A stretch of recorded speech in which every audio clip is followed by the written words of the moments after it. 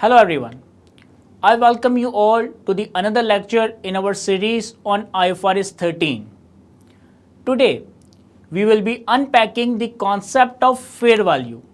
While it might seem straightforward, but fair value under IFRS 13 has a very specific definition that goes beyond just the market value. We will break down this definition and explore how IFRS 13 guides us in determining the fair value with precision. Okay, now let's explore what we mean by fair value and how it relates to the concept of market value. Imagine this, if I ask you to pause for a moment and think about the term fair value. The immediate thought that likely pops up in your mind is market value. And that's quite logical. After all, fair value is often equated with the price something would fetch in the market. But here is where things get a bit more complex and where IFRS 13 comes in to guide us. When we say fair value is market value, we must then ask ourselves, which market are we talking about? You see, for any given asset, there could be several markets. For example, if you are looking to determine the fair value of machinery, you could use reference price in the local market, in the national market, or even on an international market. IFRS 13 will guide us exactly which market is the most relevant for determining the fair value. Are we talking about the primary market where the asset is typically sold, like the New York Stock Exchange for securities, or are we considering a more localized market? Furthermore, within that market, there might be various prices available depending on factors such as transaction size, timings, and the terms of sale. So when we refer to the market value, IFRS 13 helps us to identify not just any market, but the most appropriate one. And within that market, it tells us which price to consider as the fair value. This process ensures that the value we report is reflective of what would be realized in a standard transaction under normal market conditions. As we dive deeper into IFRS 13, you will realize that determining fair value is not as straightforward as simply looking up a price. There is a lot more detail involved, and understanding this is crucial to applying the standard correctly. So, when asked the question to the accounting standard, specifically IFRS 13, what do you define as fair value? The response was long definition, and here is what they said. Fair value is the price that would be received to sell an asset or paid to transfer a liability in an orderly transaction between market participants at the measurement date. On the surface, it might sound simple. They are essentially saying that fair value is the price at which an asset can be sold or liability can be transferred under normal conditions in the market on a specific date. But my friends, if you really explore into this definition, you will uncover layers of meanings and significant concepts that are crucial to understand. Let's break this down further. The definition begins with fair value is the price. Notice the word price used here. The game changes entirely with this word. IFRS 13 does not say fair value is the value, but rather fair value is the price. Now, you might wonder, why am I emphasizing the word price? The reason is that IFRS is guiding us to understand that whenever we talk about fair value, we are essentially talking about the fair value per unit. Fair value measurements are based on the unit of accounts, which refers to the level at which an asset or liability is aggregated or disaggregated for recognition and measurement purposes under IFRS. The unit of account is typically defined by the specific IFRS that requires fair value measurement. It would be either individual asset or liability or a group of assets and liabilities. In most cases, the unit of account is a single asset or liability. For example, if a company owns a piece of machinery, the fair value would be measured based on the price that could be received for that specific piece of machinery in the market. And in some cases, the unit of account might be a group of assets or liabilities. For example, if a company is selling a business unit that consists of multiple assets and multiple liabilities, the fair value might be measured for the group as a whole. Similarly, when measuring fair value, the concept of premiums and discounts comes into play. But whether they are considered or not, it depends on the unit of account. For example, when measuring the fair value of a large holding of shares, even if the market's normal daily trading volume is not enough to absorb the entire holding, a premium or discount is not applied. Instead, the quoted price per share in an active market is used. Suppose a company owns 1 million shares in another company and the active market price per share is $100. Although selling all the 1 million shares at once might depress the market price due to large volume, the fair value of the share would still be calculated based on $100 per share price. Therefore, the fair value would be $100 million, that is 1 million shares into $100 each, with no discount or premium applied for large volume.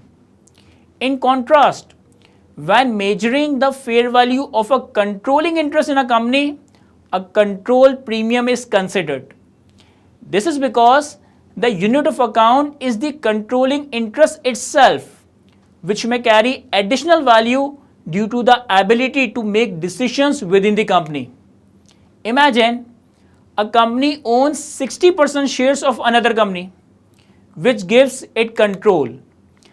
Now, if the quoted price per share is $100 and the controlling 60% of the company adds value because the owner can direct the company's operation, the fair value of controlling interest might be higher than the market price multiplied by the number of shares. For example, if a 20% control premium is applicable, the fair value per share might be considered as $120 per share, making the total fair value at $120 million, that is 1 million shares into $120 each. In summary, fair value is typically measured based on market condition for the specific unit of account defined by the IFRS. For individual asset or liabilities, the market price is generally used without considering volume discount or premiums. However, when the unit of account is a controlling interest, a control premium might be applied. On the other hand, discount might be applied for non-controlling interests. The appropriate application of these adjustments ensures that fair value reflects the economic realities of the asset or liability in question. Now, further continuing with the definition of fair value is described as the price per unit that would be received to sell an asset or paid to transfer a liability. Notice the specific wording here. The standard does not say that fair value is the price that would be paid to buy an asset or receive from a liability. The emphasis here is clearly placed on the seller perspective, not the buyer perspective. Why is this distinction important? Look, when determining fair value, IFRS 13 directs us to consider the price that would be received in the sale of an asset or paid to transfer a liability. This perspective is crucial because the seller and the buyer may have different circumstances. For instance, a buyer might be under pressure or they may not be fully informed leading them to pay more than the asset's true market value. On the other hand, the seller, who is assumed to be knowledgeable and acting in their best interest, will price the asset or liability at what it would realistically fetch in the market, that is, its fair value. In essence, IFRS 13 is telling us that fair value is the exit price, not the entry price. The exit price is the value you would receive when selling an asset or amount you would pay to transfer a liability. It's not about what you pay to acquire an asset or incur a liability, which would be the entry price, but rather the price at which you can exit or dispose of it. This focus on the exit price ensures that fair value reflects what the market would pay, not necessarily what you paid. The fair value, therefore, represents the current market condition and the price at which a willing and informed seller can transact in an orderly market. Remember, fair value is about the price of getting rid of something, whether it's an asset you are selling or liability you are transferring.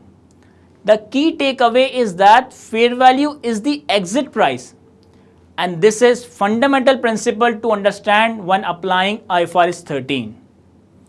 Then the definition of fair value further states that fair value is the price that would be received to sell an asset or paid to transfer a liability in an orderly transaction.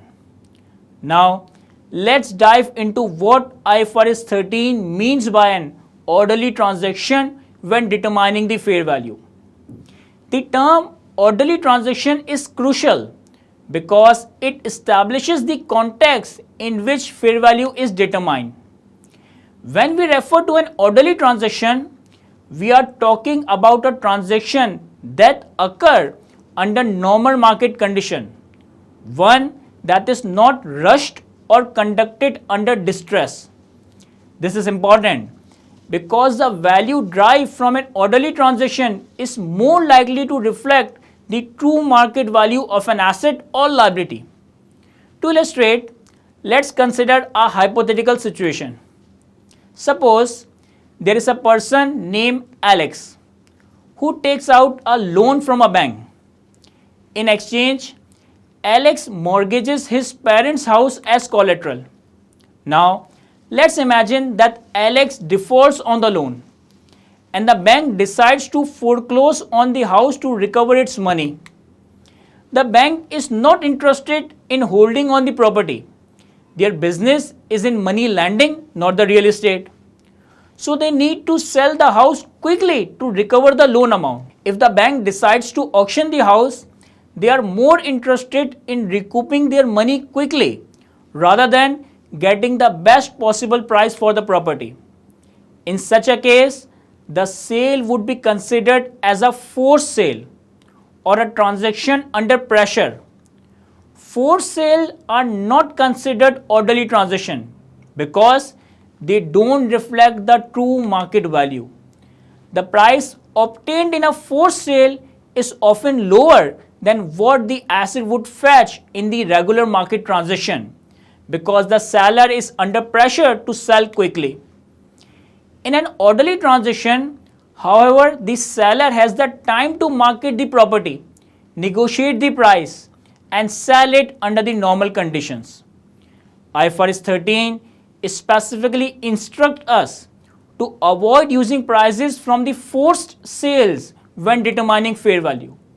Instead, we should base fair value on transactions that occur under normal market conditions, where the buyer and the seller are both willing, neither is undue pressure, and both have access to all necessary information to make a sound decision. These orderly transactions provide a more accurate reflection of fair value because they are conducted in the regular market environment without any compulsion or urgency. In essence, when you determine fair value, you should always ensure the transaction you are considering is orderly, that is normal, basic, and reflective of typical market activity.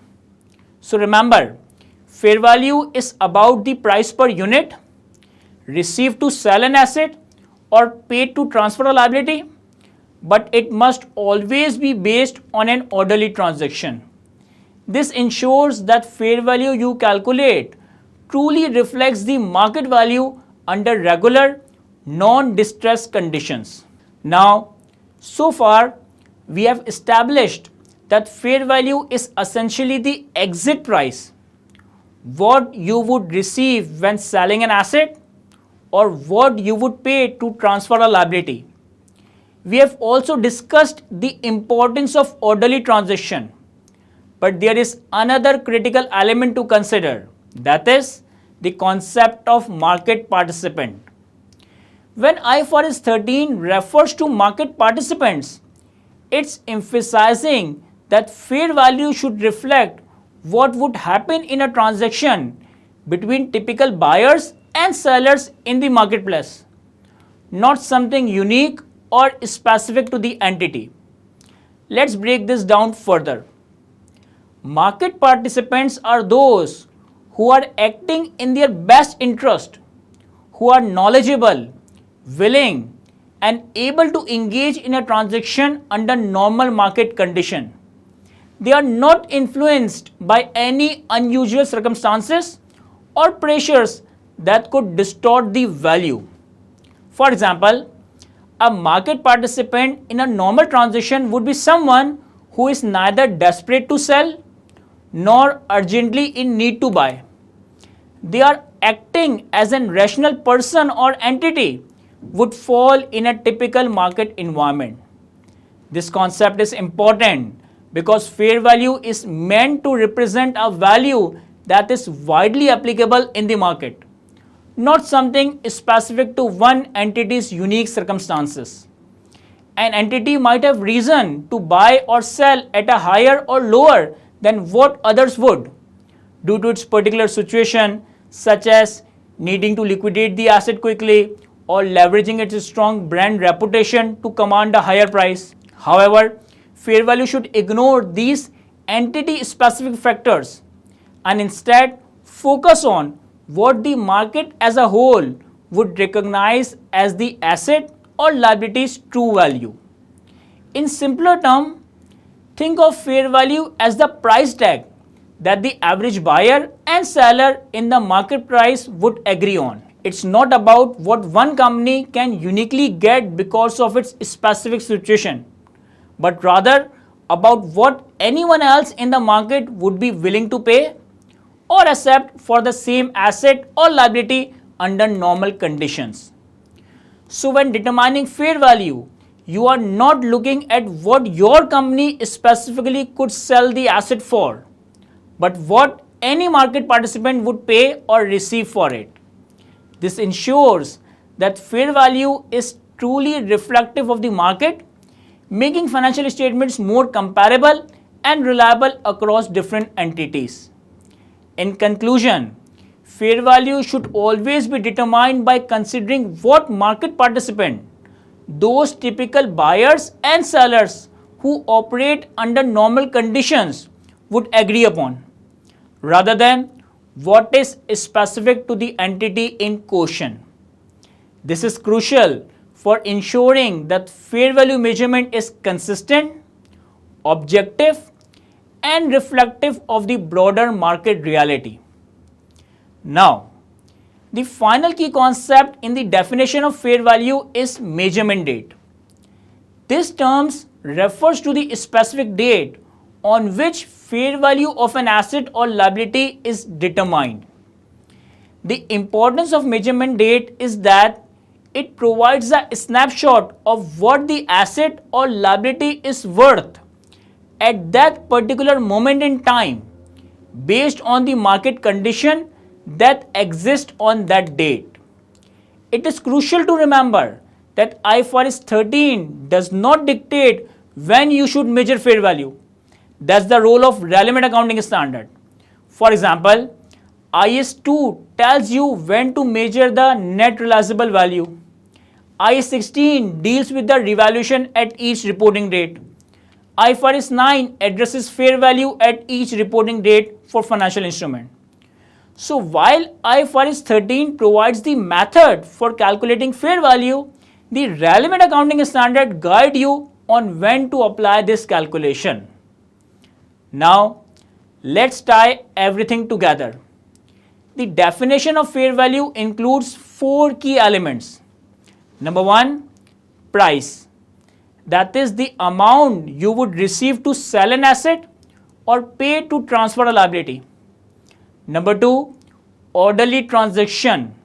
The assumption the transaction occurs under normal market condition, not under duress or through forced sales. Number 3, market participants. Those who are independent, knowledgeable, willing and able to transact under specified conditions. And number 4, measurement date. The exact date when the fair value is determined. These 4 elements are crucial to understanding and applying fair value in your financial statement. They ensure that the value you are calculating reflects what would actually happen in the market under normal circumstances. In today's lecture, we have explored the meaning of fair value as defined by IFRS 13, emphasizing its role as an exit price and the importance of orderly transaction. We also touched on how fair value reflects market condition at a specific measurement date. In our next session, we will explore the different markets that can influence the determination of fair value, specifically the principal market and the most advantageous market. I hope this discussion has deepened your understanding of fair value. Thank you for watching and see you next time.